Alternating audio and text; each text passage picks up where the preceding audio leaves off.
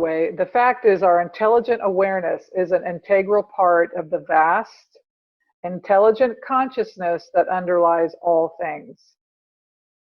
So when in conscious attunement with that infinite consciousness, we draw on it rather than acting as though all our thoughts and actions took place in sort of a spiritual vacuum.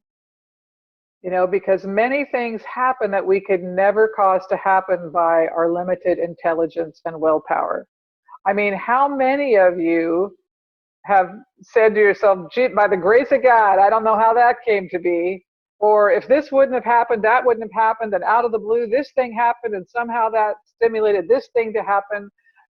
I'm sure all of you have those experiences where you feel like just by some freak of nature, somehow you ended up somewhere, ended up meeting someone, or ended up getting a certain job. That's not an accident. My friend Dannion Brinkley, author of Saved by the Light, says, I believe in coincidence, I've just never seen one.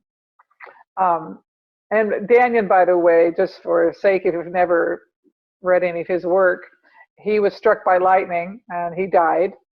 And he was on the table for 26 minutes. And you should be, you should have brain damage with that type of situation. But he has one of the most profound near-death experiences on record. There's Anita Moorjani is also a great one. She has a great near-death experience.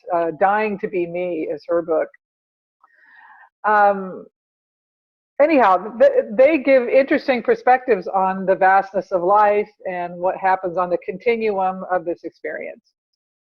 So we don't have to figure out exactly how our goals will be achieved, but the more one works in harmony with the infinite intelligence, the better everything works out.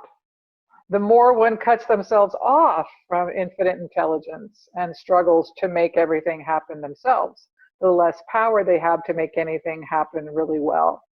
So I'm sure you heard me last week or the week before talk about that I rarely ask for anything. I don't need to ask for anything. Everything I need and then some is always provided. And I've learned over the years, and you're not me and I'm not you, but the way my mind worked, I usually got anything I tried to make happen, and then I didn't like it afterwards, and it made me miserable. So I learned to take myself out of it because I kept getting it wrong, and I found that if I just worked with intelligent reality and I was the junior partner, things worked out far better. And so that's what this sentence is essentially saying. And I think when we're doing it ourselves and we're making it happen and we're feeling so powerful in that ability to push energy around, that it's a fine line between moving energy and cutting ourselves off from what wants to infuse itself in our life and that higher wisdom that wants to come in. And whether or not you experience this in the meditation or not, the truth is inspiring. It feels a certain way in your system, and it causes you to be inspired. It makes you feel more alive. But then it implies a responsibility to live in an expanded awareness, to live by truth. Like you can't go in and out of it.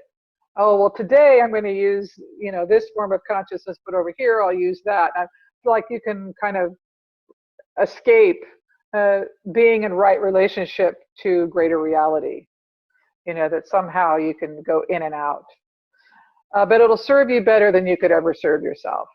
I mean, that's just how it works, to figure out how to be in divine flow, how to be aware of what's going on and be that buoy in the ocean. Let yourself be carried where you need to go.